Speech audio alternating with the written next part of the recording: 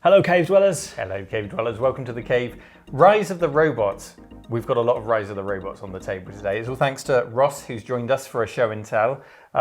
Is it show and tell today, Ross, or is it a psychiatric assessment? Yeah, I think it's probably, we'll get the couch out later and have a quick chat about this. I think we should. Rise of the Robots was delivered with so much hype. The period between when it was first announced and when we actually got our hands on it was very long indeed, certainly for games of that period, back in 1994. December 94 was when it eventually was released. And it just promised us so much hype that it was probably setting itself up for a fail. I mean, what could have delivered to that amount of hype? And we're going to talk about that today. And we're also going to meet Ross and we're going to talk about his collection, because you are a man who's made it your life goal to collect every version of Rise of the Robots? Every version of the Rise of the Robots, Neil, yeah. Well, you've got to collect something, haven't you? So, yeah, why not Rise of the Robots? How many versions are there out there? There is a lot of versions. You know, Rise of the Robots, at the time, absolutely amazing when you think about it. It came out on a lot of systems. We've got Amiga in front of us. We've got PlayStation, Sega Saturn, the SNES, PC, even 3DO and CDI. So this is what's kind of drawn me to it, really. The fact that it was so widespread across so many different formats. Mm-hmm.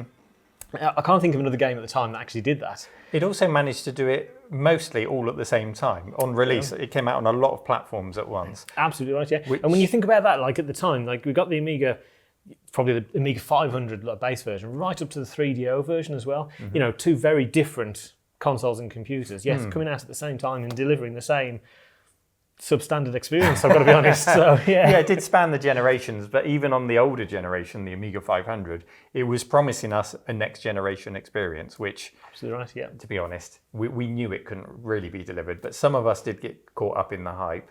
Can you remember, were you caught up in that hype? You know, I think it's difficult not to be caught up in the hype back in the day, because you saw Rise of the Robots everywhere. It was on the front cover of magazines. It's on issue 1 of Edge. Yep. They previewed it. Reviews going everywhere, posters. On the TV, wasn't it? On the TV, yeah. Bad Influence. Remember the TV program Bad Influence? Mm-hmm. They built their credits, their intro credits on Rise of the Robots, and they still kept the same credits even after Rise of the Robots had panned, which always surprised me. That did you think they'd want to kind of disassociate from it? Yeah. But I remember Andy Crane was on there, and he was showing a very early version of some of the 3D modelling and animation on Bad Influence. Andy Crane, who we've since learned knows absolutely nothing about computers, but he did a good impression of someone who knew what he was talking about. But who could not be wowed by the graphics back in the day? You're seeing these robots on screen, and they're moving like robots would, the big chunky sound effects, you know, beating each other. Yeah. Who could not be sold on the fact that it looks amazing? It was impressive. Let's give ourselves a bit of context about this period and when it was due to come out. So we're talking 1994. The fighting game to beat is still Street Fighter 2, despite coming out in 91. It had various iterations and Super Street Fighter and all the different editions. That was still the king, and there was still a market for fighters. People wanted to take that crown. At the same time, in the arcades, we had a lot of 3D games appearing. Mm-hmm. You know, we had Virtua Fighter and things like that coming out. So we were at this transitional stage where the Sony PlayStation and the Sega Saturn were promised to us. We were really looking forward to that, bringing those 3D arcades into our home. So whether or not you could actually produce a fully 3D game on these platforms, you still wanted to give the impression, and that's what Rise of the Robots was trying to do. It was trying to say, look, we are next gen. We're 3D. We're also riding the hype of Terminator 2. Mm-hmm. Absolutely right, yeah. Yeah, so that, I mean, I think there's even a character called the Exterminator in the game, isn't there? And I think you can kind of see the influences with the main character, the cyborg. We'd like to thank PCBWay.com for supporting our episode today. They aren't just about PCBs, although they do a tremendous job of that. They also offer CNC machining, sheet metal fabrication, 3D printing, and injection molding. If you're creating, then PCBWay.com can help you bring your project to life. Get an instant quote now over at PCBWay.com, and we thank them for their support. It's a bit like the T1000. It's like the morphing. Yeah, the morphing with the liquid spiky arm, knife arm, and all of that. Yeah. I've got a list here of other fighters that were released in 1994. So this is the competition that Rise of the Robots was up against. It was against Super Street Fighter 2 Turbo, that was released in the arcades in 94. Tekken, Killer Instinct. Over on the Neo Geo, we had Samurai Showdown 2, Art of Fighting 2, The King of Fighters 94. In the arcades, we had Virtua Fighter 2, so another 3D one there. And we had X-Men Children of the Atom on the CPS2 arcade platform. So some really strong contenders. Some absolutely massive heavy hitters there. Really heavy hitters. What chance had Rise of the Robots got when you look at that lineup? That is Well, really quite there's one something. more that I want to bring up, which I think is really important in the context of Rise of the Robots. It was released on the PC in the same year, and it's a game called One Must Fall 2097. Are you familiar with that game? I don't think I am, Neil, no. It's essentially a good version of Rise of the Robots. It's a one-on-one fighter featuring robots that is actually stunningly good. Okay. And if they just stuck with the Rise of the Robots name on that game, I think it would have actually been a very different story. Probably been a different story, and we would have imagine like Rise of the Robots 5 Super Turbo Edition. It could still be going, yeah. Exactly, yeah. Wouldn't that be something? Yeah. Let's just dive into the hype a little bit and then the reviews. We mentioned the magazines. I've got a stack of magazines over here. So this is actually Edge Magazine issue 1 in October 1993. Just shout, I don't know if you had this, did you collect Edge? Were you an avid reader? I did collect Edge as it went, yeah. To be honest, at the time I found it a little bit too highbrow for me. Yeah, yes, that's another story, but yeah. It's a nice glossy magazine. It is, yeah. But issue 1, it's trying to impress. It's trying to hype up the current and the next generation of gaming and tell us everything that's brilliant about gaming and why we should buy their magazine. It's over a year before Rise of the Robots was released. So they've got a preview in here, and just to quote a little bit from there, it says, Rise of the Robots, each body part is rendered independently from blueprints and then linked to animate convincingly. Wow. Does that sound like the final product? Did we have independently animated limbs on this? Sorry, Neil, we're talking about Rise of the Robots. that sounds nothing like Rise of the Robots. And it talks about the background. It says, an ego virus infects the robot, sending him haywire and power mad. It next appears in Edge issue 3, December 1993, so a year before it comes out. So we've got a much more in-depth preview here. And we've got some choice quotes here. So it mentions ex-Bitmap brother Sean Griffiths, so he's involved in the team. I think the team was only about 5 or 6 people. He was, yeah, very small, yeah. Yeah. And he says, to quote Sean, a very high level of artificial intelligence that has never been seen before is in the game. We'll definitely have one over on Street Fighter 2. Well, that's a bit of a bold claim, though. It is. The artificial intelligence, I think Amiga Power summed this up back in the day when they talk about the artificial intelligence, where the robots are supposed to learn your fighting style, and if you kept on using the same move, they'd combat it and figure out what to do. What that really resulted in is, on the Amiga version, if you held up, right, and the fire button, you continued a flying kick. The enemy robot would then just cower in the corner, blocking until it died. Okay. So that's how it learned how to cover. That's the intelligence, yeah. I mean, looking into it, what I could make out of this artificial intelligence was basically it was a very small lookup table where it counted how many times you did a particular move, and if you went over, it sort of triggered. If you did it however many times, it would trigger a different move from the computer. Yeah. I mean, I guess it's intelligence of a sort, but absolutely right. I think the problem. On paper, it's a good theory. The problem with Rise of the Robots is that the character models are so limited in what they can do. You're going to struggle. In something like Street Fighter 2, that would work brilliantly because you got so many buttons and so many different combinations and moves. With Rise of the Robots, it's very limited in what you could do. So to defend against somebody else's attack, if they've only got a handful of moves, you've only got a handful of options to counter it. Yeah, so that's repetition is going to come into play, isn't Absolutely it? Absolutely right, yeah. It also mentions in here PC programmer and martial arts expert Gary Leach.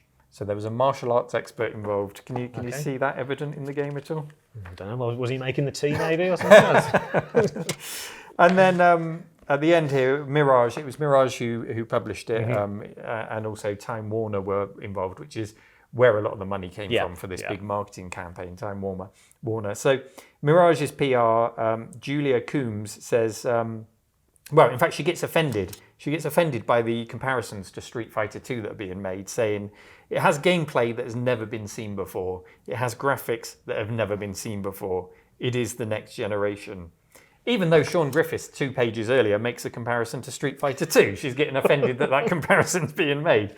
But that's where we are a year before release. And I think it's fair to say over a year is a lot of hype. By the time it got released, fatigue had set in. People had got a bit wise to it, a bit bored of it. But still, the reviews came. So the first evidence of it actually being a finished product and there was some concern that it would never get to that stage, Yeah, wasn't there, yeah, by absolutely, this yeah. point? Yeah. The first evidence I can see is December 94 on the One Amiga. And interestingly, they've got an exclusive playable demo on a cover disc. There's no review in here yet. The reviews mostly appeared January 95. But interestingly, there's 2 cover discs on this. One is Rise of the Robots. The other is Mortal Kombat 2. That's. I remember Mortal Kombat 2 on the Amiga. I thought was a fantastic port. Yeah. I think it was really good. That is stiff competition. That's very very brave to put It's his certainly head-to-head going to show there. it up, isn't it? Yeah. So we had that one. And then I've got some reviews here. See You Amiga magazine, January 95. I think there might have been some magazines who got it slightly earlier on a sort of exclusivity deal, but the rest of them got them in January 95, which meant the game came out in December. It was in the shops. People would have rushed out to buy it for Christmas before really getting many reviews. So it was a month later before they had anyone say, hang on a minute, maybe you shouldn't spend your money on this. Absolutely right. And if you see this on the shelf in a shop, there's a little caveat on the bottom saying actual in-game graphic Of the front. on the box on the front cover. So yeah, if you're looking at that on the shelf, thinking that's what it's going to look like on my Amiga, that's phenomenal. So of course you're gonna buy it, and of course because all the hype has gone before it, so everyone knows about it. Yeah, the spread of review scores, the spectrum was just absolutely huge. And we'll talk about why in a moment. But just to give you 2 examples, See You Amiga magazine, it gave it 2 scores. It gave it 81% for the Amiga 1200, 80% for the Amiga 500. So there are a few extras with the 1200.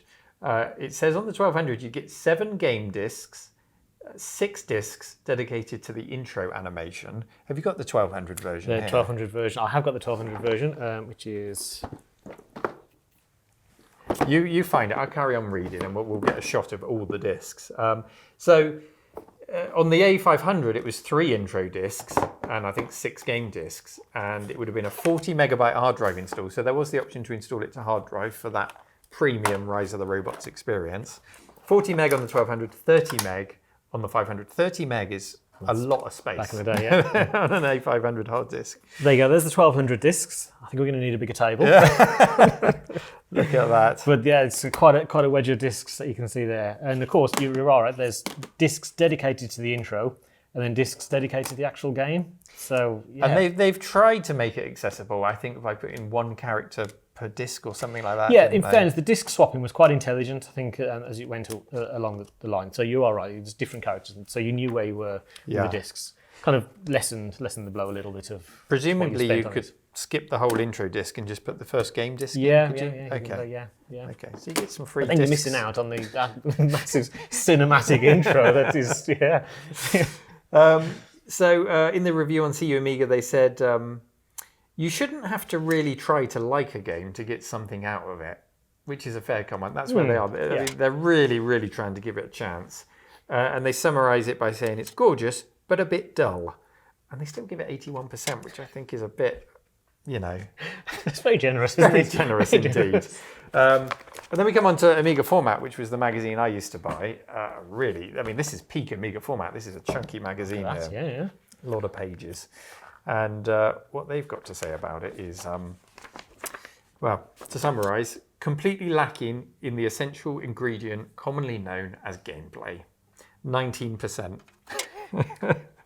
The ups are, it looks nice, and that's it. That's all they've got to say for it, which is a pretty common theme. It looks nice. So we've gone from 81% to 19%, and just to give you some of the other scores that were out there, Amiga Power, they scored it 5%.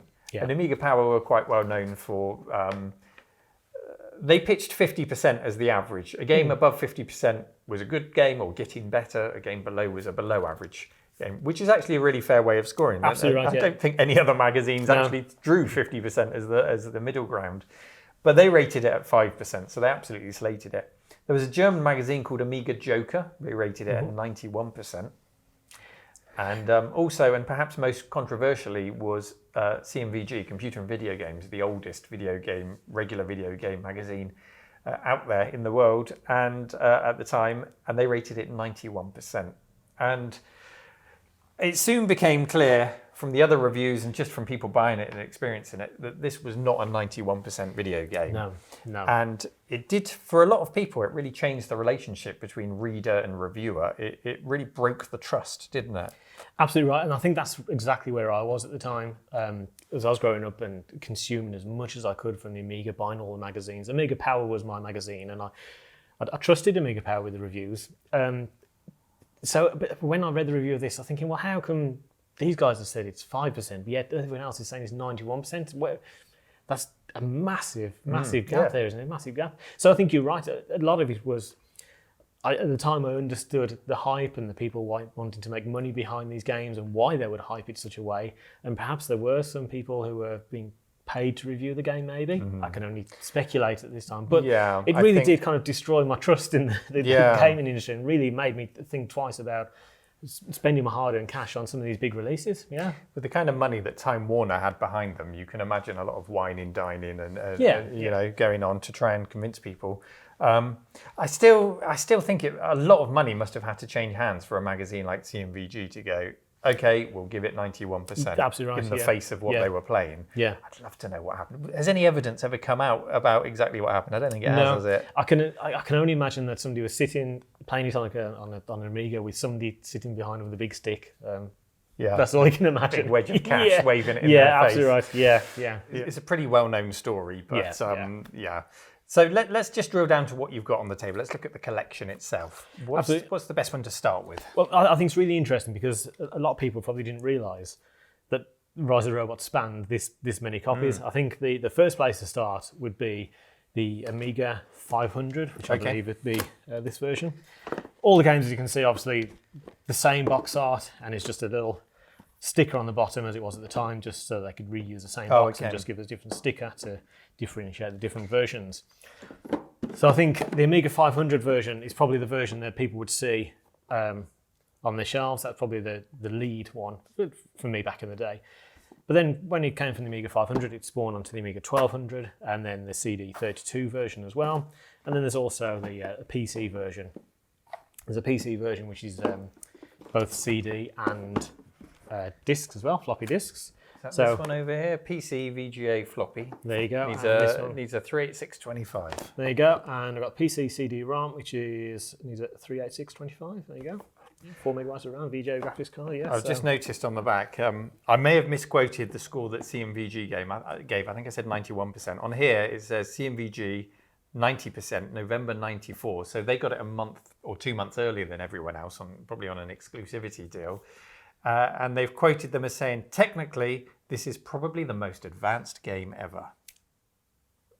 A lot to think about there, and a lot to take in on that one sentence.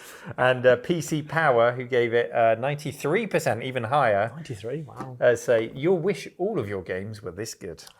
And that was the lead line that went on a lot of the advertisements for this game. And that is a very bold claim, that is, wishing all your games were this good. Yeah. Let's pop these Amiga 1200 discs back in. So which was the first one you got?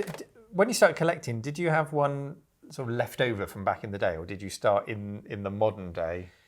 Well, I actually started probably in between, to be honest with you. I collect video games, and I've got as a lot of people do, I do like to collect games.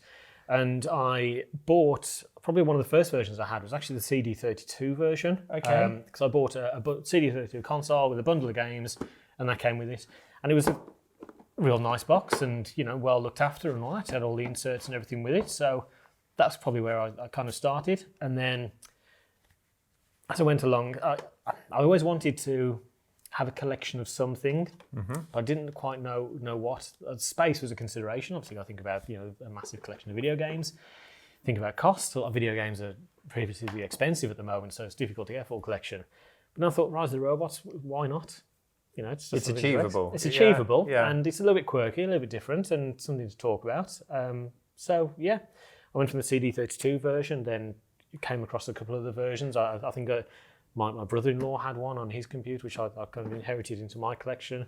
I remember going to a video game show with some of my friends, walking past the stall, and one of them saying, "It's the Rise of Robots there, Ross." I was like, I'll have that one then. There's a PC floppy version. When did you start collecting it? I think it's probably when I bought my CD32 at the second time round, probably about 7 years ago, maybe? 7 years ago. Years So ago. this is Yeah, 7 years of work. It includes the Resurrection, Rise of the Robots 2. Yeah, absolutely, yeah. Just looking across the table, we've got the really nice long box of the 3DO version. That's a nice looking thing. Does it play any better on the 3DO? You know, if anything, it plays worse. Really? It does, yeah. The 3DO version is interesting in that when you load it up, you've got a choice by pressing the 3 face buttons, whether you, this is during the intro, whether you want Brian May's music, which we'll talk about that in a moment, that's quite an interesting story, whether you want the in-game music, which would have been done by the programmers, or Japanese commentary.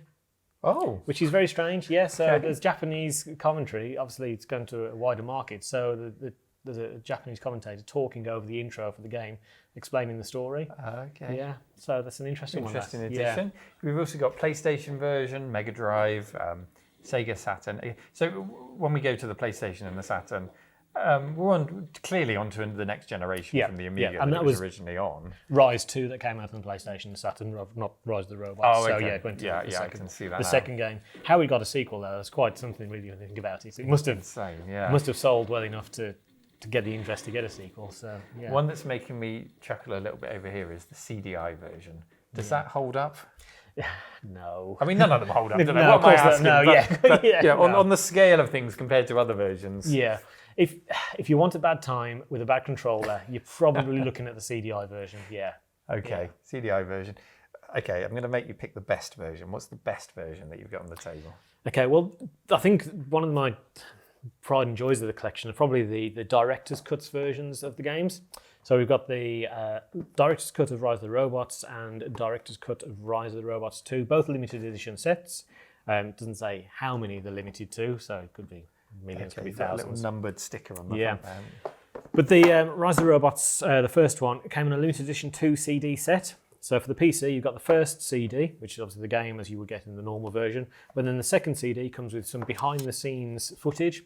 So there's footage of the robots in action, some of the pre-renders and things like that. There's some of the music soundtrack on the extra CD as well. So yeah, that's probably one of my favourites. So that's your favourite version, not because the game's any better, just because it comes with some nice extras. Absolutely right, yeah. As a collector, I think we all appreciate the extra bits that you get free with games, and you know, it could have been a keyring, could have been a poster, but they've gone the extra mile to give you an extra CD of extra stuff that you can, you know, if you're a fan of the game, you can look into a bit more. So yeah. Pick out for me then. We've had the best. What's the worst version? Oh, the worst version. Yeah, you know what? I'm probably going to look at Rise 2 on the Sega Saturn. Okay. Which it hurts me to say because I absolutely love the Sega Saturn. It's a brilliant console, but it could do better, you know?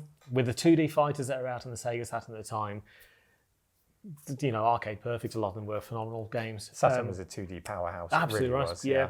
I remember playing the Rise 2 on the Sega Saturn at first and thinking that something was wrong with my Saturn. It did actually look and play that bad. It did, which is phenomenal. Yeah, I couldn't quite get over it.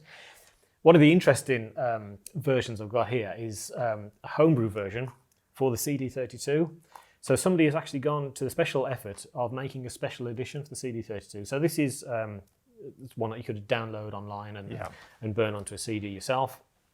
Obviously, the CD32 didn't have copy protection as such, so you could play copied games.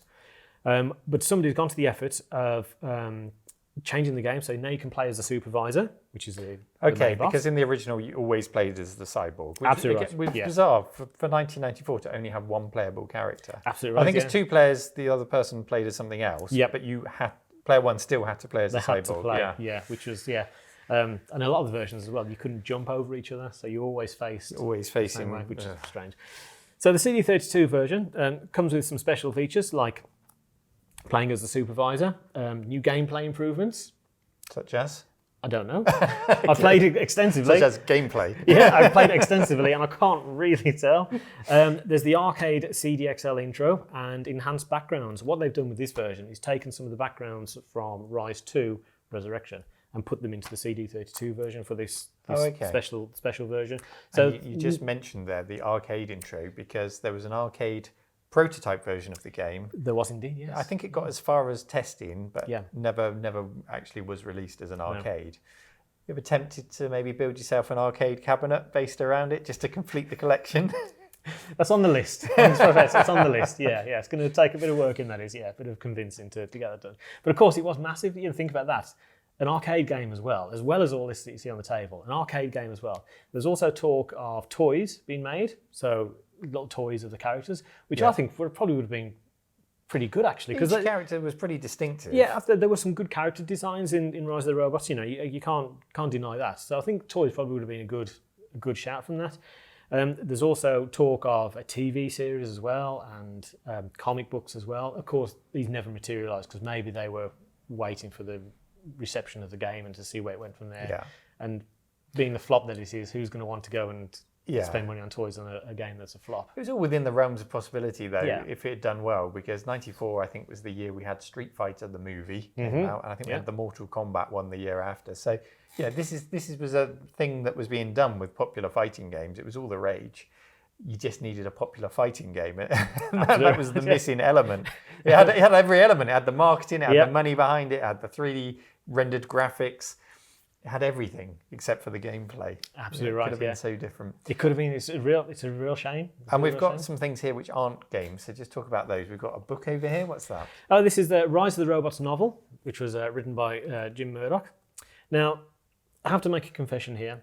I've tried to read it. I really have. Oh no! I've really tried to get through it. I've really tried to enjoy it and try to get into it. But it is. I think it's probably fair to say it's a difficult read. Right. It's not the best. Jim Murdoch himself actually left a review of his novel on Amazon. He reviewed his own book. He reviewed his own book, and a little extract from the review. He said this. He said, "The world's first ever novelization of a computer game, a true literary landmark," which is quite a big thing, actually, I suppose. The first book from a video game. It's not. Is it? There were books of. I know the Ultima series got books. There must have been books of video games back in the 80s. Sorry, Jim Murdoch. This is what Jim Murdoch says on Amazon, we'll take a Jim Murdoch. There you go. I'll just let you read it. Go. He says, "I wrote this way back in 1994, thinking this is how an SF book ought to be written, a sci-fi book. The brief was that it should be connected to the game, a robot beat 'em up. Now that tells me he possibly hasn't played the game, but there you go. In some way, and they ought to be able to read by relatively young readership. So no swearing and no sex. You may well be relieved. It's rather ponderous in the main, and the ending has a whiff of, bloody hell, is that a deadline I see before me about it? Still, with a purchase price of 1p or whatever, obviously Amazon selling it for 1 pence, which is probably asking a bit too much, it probably represents good value, if only as nesting material for your pet hamster. Place the whole book in the cage and let them get on with it. Mind you, they'll probably end up with some hideous ink-borne cancer or something, so maybe better strike that idea. Well, then again, maybe if you have a hamster, you don't like all that much." So, wow, author destroys his own book. Yeah. Not a fan of his own work there. So. Well, I mean, as long as he got paid for it. yeah, absolutely right. But again, it's a nice thing to have, and you can see just from that alone, it shows that the gravitas that was put behind the game, that people thought, let's make a novel as well. You know, this is what people are going to want to read. So, yeah. Wow, that's a thing then. Yeah. And also on the table, we've got, you mentioned Brian May earlier, and we've got a couple of Brian May's albums over here. They're not called Rise of the Robots. We've got one called Another World and one called Back to the Light. How do these relate to the game? Well, of course, on a lot of versions from Rise of the Robots, you'll see on the front of the game that it will say featuring music by Brian May, which is a massive selling point. Brian May, a massive music star at the time. There were some problems with his music and the game timings. I believe the music wasn't ready or the game wasn't ready. So what we actually got in the final game for Brian May's music is a couple of guitar chords on the intro, and that's it. So just a quick and that's it. Just a sample. Yeah, just a sample that's played over. Now on the albums there, that is then expanded into a full song. It's actually quite a good song, quite a good album. If you like Brian May, it's a good piece of his work. So saying it featured music by Brian May, technically not a lie, but not exactly a full soundtrack that you'd expect. Of course, he came back then to be involved with Rise 2 Resurrection, again on the Saturn version here. It says featuring music specially written and performed by Brian May. But again, we see a similar thing that it was more than the first game, but there's a couple of tracks on this one, which he then used on a couple of the albums to make a full album out of.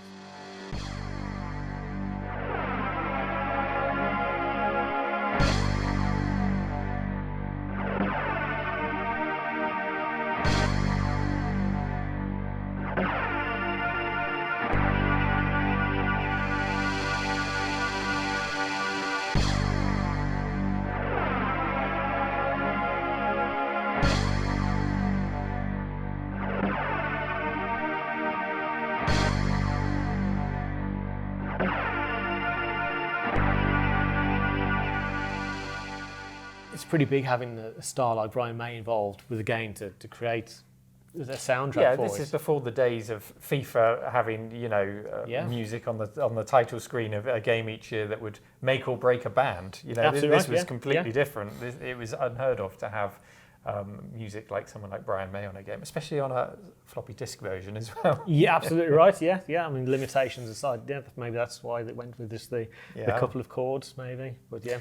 So we've seen what you've got here, but it's not quite a complete collection, is it? It is not a complete collection. No. Maybe we can use the power of the RMC audience to put you in the right direction to complete your collection. So why don't you tell us what you're missing? Absolutely. If anyone out there knows of anyone with these missing pieces, maybe we can help the world's foremost Rise of the Robots collector complete his collection, and then he can open that museum he's always dreamed of opening. Imagine that Rise of the Robots Museum. Imagine that, man. People would be flocking to see that. If only you could find a computer exhibition space that'd be willing to show this off. If only you could find someone. If only there was somewhere in the UK. I just can't think. I'll let you know if I hear of anyone. Please do. So what's missing then? So yeah, whilst it is quite an extensive collection you see in front of you, I am missing a couple of versions. So first of all, the 3DO version, as you can see here. There was another version made for the 3DO, which is exactly the same. The only difference being that the background of the box had a flame effect rather than just a dark background. Okay. So we're looking for a 3DO robot in front of flames licking up his back. Flames, okay. yeah, absolutely right. Yeah, exactly the same game, exactly the same inside. Everything else, just the box is different. And there's the handheld version which is missing. Would you believe Rise of the Robots came out on the Game Gear? Okay. The Game Gear, both in Europe and America as well. So 2 different versions on the Game Gear. Again, it's not a great version. Let's be honest. It's never going to be great, is it, when it's condensed down to the Game Gear? Is the reason you haven't got that one because that's the rarest? And it does appear to be the rarest, Okay. actually. A few of these, like the Amiga version, CD32 versions, possibly the PC floppy version, they're relatively easy to get hold of on eBay. They do crop up every now and again. The Game Gear version, in all honesty, it does rarely crop up, and when it does crop up, it does fetch it fetches silly prices, more than you'd probably be willing to pay What's for a silly a price? terrible game. How much have you seen it for? The last version on the Game Gear that I saw, bear in mind the box was probably not in the best of conditions. I think it went for about £120. Okay, so which 3 is figures. Yeah, 3 figures Yeah. for a handheld game. That isn't great. So we're looking for Game Gear version of Rise of the Robots. We're looking for the flame front version of the 3DO game. Any others? No, that would make my collection complete. That would be complete. There are no other books or albums or anything no other else books, like no that? other albums. Tea towels, mugs. No, you would think so, wouldn't you, with the amount of marketing There that must went have to been some sort of marketing feelies and merch out there, key rings and things like That's that what at I'm trade thinking. shows. Yeah. Now, I don't know whether I'm imagining. I mean, the cyborg on the front there, that lends itself nicely to a standee. You can see that standing in the game shop window, a massive 6-foot cyborg with the Rise Robots logo on there. That would be You wouldn't quite be able to something. resist that if Oh, that came absolutely. out. You'd need that. That'd take pride of place in my collection, absolutely. But again, I haven't seen anything like that, so maybe they're long gone. Who knows? Yeah. Excellent. Well, thank you so much for sharing your collection with us today. We're going to end the episode with a few more clips, hopefully, of us, because we're going to try them on all the different machines that we've got versions for, except for the ones that we don't want to unseal. It would be wrong to break the fresh seal on that. So we'll see you out with you lucky people with some footage of Rise of the Robots on different systems. Thank you again for sharing that with us, and let us know in the comments if you can help us to complete the collection. Thank you again, Russ. Thank you for having me, Neil. Okay, take care. Thanks for watching. Bye-bye.